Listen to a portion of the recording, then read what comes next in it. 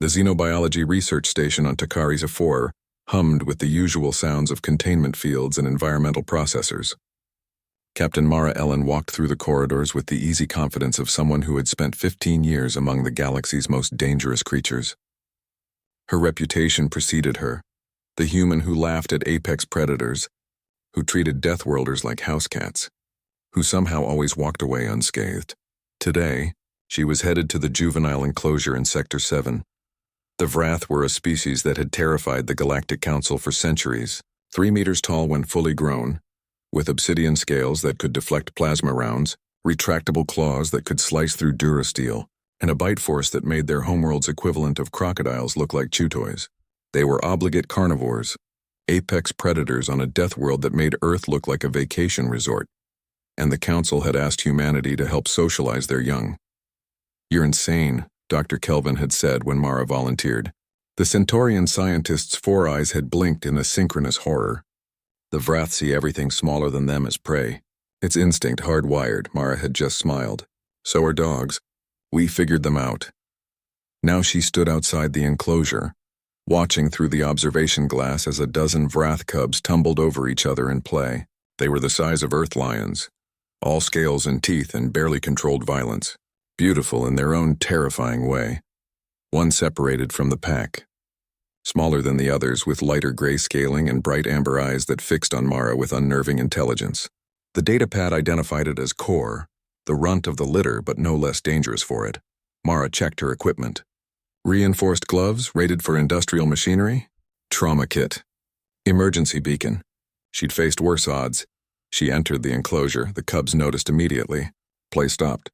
12 predatory gazes locked onto her with the kind of focus that evolution had honed over millions of years.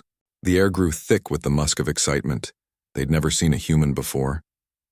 "Easy," Mara said softly, crouching down to make herself less threatening. "I'm just here to say hello." The larger cubs approached first, circling her with the coordinated movement of pack hunters. Mara remained still, letting them investigate. One sniffed her boot. Another pawed at her equipment belt. They were testing her, learning her boundaries. Core hung back, watching. "You're the smart one, aren't you?" Mara murmured, meeting the cub's eyes.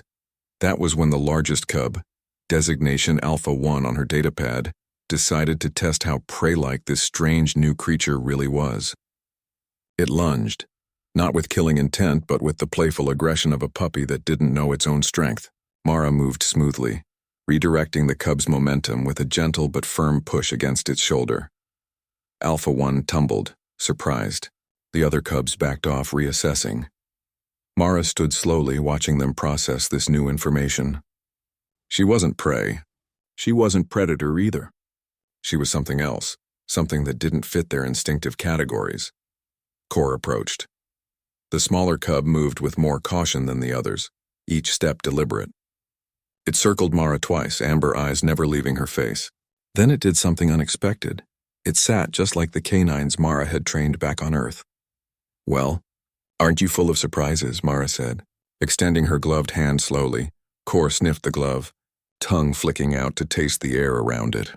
The texture was strange, the scent alien. The cub tilted its head, processing, and then, quick as lightning, bit down on the glove's reinforced fingers. The pressure was immense. Mara felt the servo-assisted fibers strain under the force of jaws designed to crack bone. Any other species in the galaxy would have panicked, would have pulled away and triggered the chase response that ended with blood and screaming. Mara did something else entirely. She opened her mouth and let out the most pathetic, exaggerated yowl she could muster, high-pitched and wounded. The kind of sound that said, "You've hurt me," in a language that transcended species. "You!" Core's eyes went wide. The cub released immediately, stumbling backward with its ears flat against its skull. Every other cub in the enclosure froze, staring at Mara with expressions that could only be described as shock. The human had made a prey sound. But it wasn't running. It wasn't bleeding. It was just looking at Core with a raised eyebrow and a slight smile. "Too hard, buddy," Mara said gently, rubbing her gloved hand. "We don't bite our friends like that." Core sat again, this time with its head lowered. Submission, or perhaps shame. The cub had learned something profound in that moment. This creature could communicate pain without showing weakness. It could set boundaries without violence. It could teach without dominating. Mara extended her hand again, slower this time. Let's try that again. Cor sniffed the glove once more, but this time the cub simply pressed its scaled snout against Mara's palm. No teeth, no aggression. Just curiosity and the beginning of something that might become trust. The other cubs watched, learning. If Cor, smart, cautious Cor, accepted this human, perhaps they could too. Over the next hour, Mara worked with the cubs, establishing boundaries, teaching them that gentleness could coexist with strength.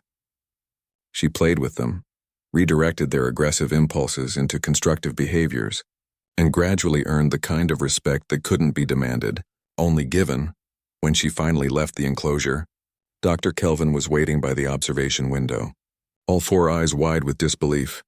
"You made a Wrath cub feel guilty," the Centaurian whispered. "That's not supposed to be possible. They're apex predators. They don't experience shame." Mara stripped off her gloves, examining the deep impressions Cor's teeth had left in the reinforced material. Another few millimeters and the cub would have drawn blood. "Every social species experiences shame," she said.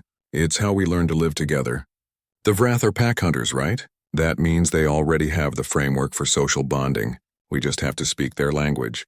By pretending to be hurt, by being honest about boundaries." Mara smiled, watching through the glass as Cor played more gently with the other cubs, the lesson already taking root. "That's what humans do best, Doctor. We adapt, we communicate. We find common ground with anything that has a mind to meet us halfway." She walked away, leaving Dr. Kelvin to ponder the implications. In the enclosure, Cor looked up at the observation window, amber eyes gleaming with newfound understanding. The human had taught the cub something important, that strength wasn't just about bite force and claws. It was about knowing when to hold back, when to listen, and when to trust. And if a prey species like humanity could teach that to a predator, then perhaps the galaxy was more connected than anyone had realized. Perhaps that was what made humans truly dangerous. Not their ability to fight, but their ability to make even predators pause, reconsider, and choose a different path. Cor would remember the lesson.